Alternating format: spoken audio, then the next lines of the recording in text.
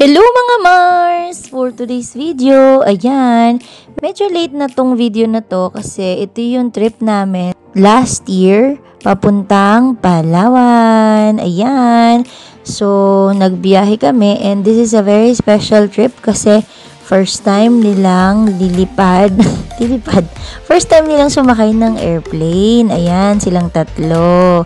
O diba? Amaze na amaze sila sa mga eroplano. So ayan, papunta na tayo sa ating aircraft. And ang pinaka masaya dito ay si ate kasi talagang ini-enjoy niya yung moment niya at first time niya daw talagang makita ng loob ng eroplano. So ayan, at syempre nandun siya sa tabi ng bintana para makikita niya raw habang umaandar. So ayan, medyo maulan nung time na yan kasi may bagyo dito sa Manila, pero hindi kami napigilan at talagang sumugod kami sa Palawan. Puerto Princesa Airport.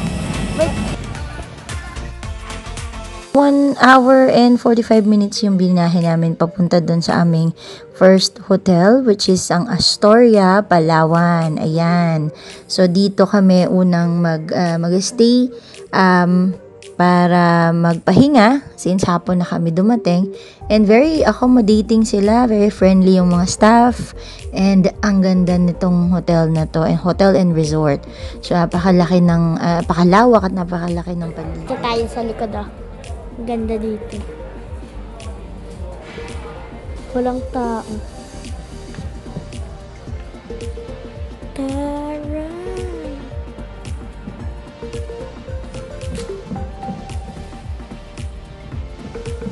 So yan, nandito na kami sa aming room at sobra silang nag-enjoy kasi ang ganda-ganda sa loob. So yan, meron dyang garden view na iyong veranda. So pagbukas mo niyan, pwede ka dyang mag-relax at pwede kang magmuni-muni. Ayan o, diba? Nakaka unwind talaga dito sa lugar na to. So yan, and yung room napaka-spacious. At talagang ayan enjoy na enjoy sila, ang lambot ng bed and napaka-relaxing. So ayan, tuwan-tuwa sila and napagod kami sa biyahe kaya pahinga muna since hapon na din, and maya-maya maglilibot-libot kami. O diba, sese ni ate at syempre si daddy hindi yan magpapahuli at siya ang aming cameraman. Titingnan niya yung mga paligid. So ang ganda ng CR, malawak, and talagang grabe, very Instagrammable. Pwede ka pa dyang mag-selfie. So mirror selfie. Yan. O diba? Siya aming cameraman. Hi daddy. Thank you. So ayan. And then pagkatapos dito, pahinga muna kami, and then dediretso na kami mamaya-maya sa labas. Ayan na. So, itong Astoria, Palawan napakalaki at napakalawak. So, makikita nyo, meron silang dalawang pool area dyan. Ito yung isang pool area, and then beachfront siya. So, napaka gandang tignan talaga, promise.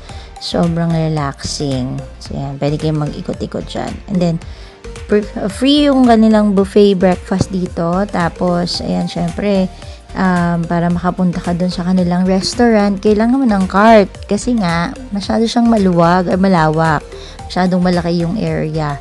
So ayan, diba ang social. Nasakay ka dyan sa cart para kang Pakundo, ilabas mo ang tubig, nauuhaw ako, charot. So ayan, diretso na kami doon sa breakfast buffet nila. So ayan, habang ini-enjoy natin yung paligid at medyo malamig yung hangin.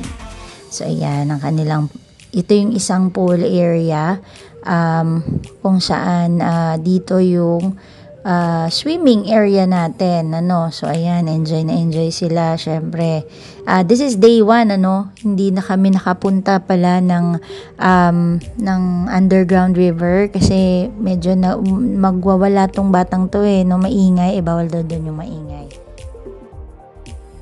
Ayan, day 3 na to at ayan, pumunta naman kami sa El Nido, ayan, at mag-island hopping kami. So, dito, hindi ko na na-videohan or nakuhanan yung pinagstayan namin. Pero, I think, ano nga ba yung pangalan? Basta ilalagay ko na lang dyan mamaya yung pangalan ng mga pinagstayan namin. So, ito yung island hopping and sobrang enjoy. At sobrang ganda sa paningin kasi parang nakaka-relax ng mata dahil puro green yung makikita mo. So ayan nga at inaantok-antok pa sa simoy ng hangin yung aking anak. And itong isa naman tong enjoy kasi meron tong roof deck yung sinakay naming boat. So pwede ka sa taas at makikita mo ng maliwanag at maganda ang view no ng buong dagat. So grabe yung kulay ng dagat, ano, dark blue na siya. So ibig sabihin malalim na 'yan sa mga malalim na parte ng dagat dito sa may Palawan. So yan. Hi ate, enjoy na enjoy sila dito sa boat and papunta na kami sa mga destination natin for island hopping. So yan, by the way, ang Palawan nga pala ay of course kilala dahil sa mga nagagandahang rock formation. Nandito na kami! Swimming ako! Love you!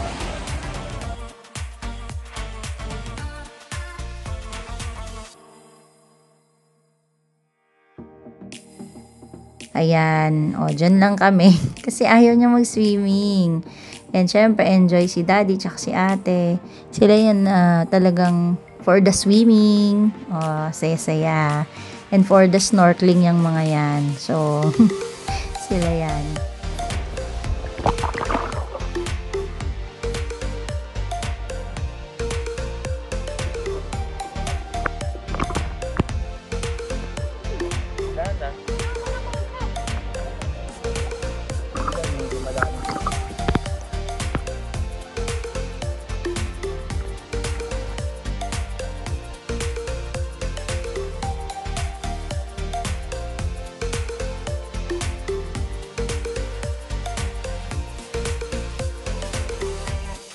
On the way doon sa next destination is yung mga nagagandahang rock formations.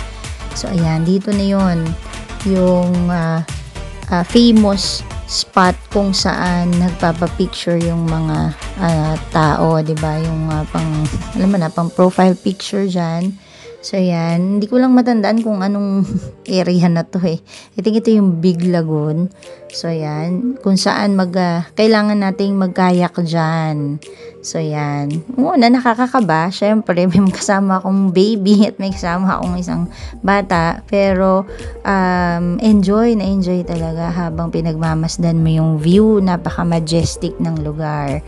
And, sobrang, alam mo yun, calming. At puro puno at mga halaman yung makikita mo, and of course yung dagat. So yan, sa umpisa mababaw pa yan, yung part na yan. Parang pag tumayo ka sa hanggang tuhod lang. Tapos palalim na ng palalim yan. Ayan, nakikita mo naman yung kulay. Halata naman sa kulay ng tubig. So pag ganyan na yung kulay, medyo malalim na yan. Ayan, magkakaya ka dyan hanggang doon sa may parang mini cave. Hi! So, parang mini cave dyan sa loob niyan kung saan ang parang iikot ka sa area na yan. O, diba? Napakaganda, promise. Iba talaga ang Pilipinas. Talagang, wow, Philippines talaga, no? So, ganda ng rock formations dito. So, very, very Instagrammable. So, yan. Ikot. Ang daming tao, promise. And, I think, inambon kami dito or inulan pa nga kami dito eh. Hindi ko na hindi na ako nakapag-video. So, ayan. Ito na yung sinasabi kong mini cave. So, papasok kayo dyan. And then, paikot yan. Tapos, makikita nyo yung, grabe no, kakaiba yung talagang mga rock formations dyan. And I think, merong mga, kung ano-ano mga, like may bats and kaming napansin na nakabitin doon sa medyo madidilim na area dyan. So, yan. Okay naman daw. Safe naman. Wala namang crocodile dito.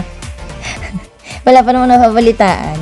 So, yan. ni-enjoy lang namin yung view and tahimik habang binabaybay namin tong area na to, ano. So yan, maririnig mo lang din yung mga chikahan ng ibang nagkakayak. So ayan, grabe, no, medyo pahapon na yan, or hindi, pahapon na, so kailangan na namin bumalik. Hindi ko na na-videohan yung iba or nasaan na kayo mga video, kasi ang tagal na nito 1 year ago na tong trip na to. So ayan, ni-enjoy lang nila yung biyahe pabalik. I think pabalik na kami nito sa town proper, sa pinanggalingan namin.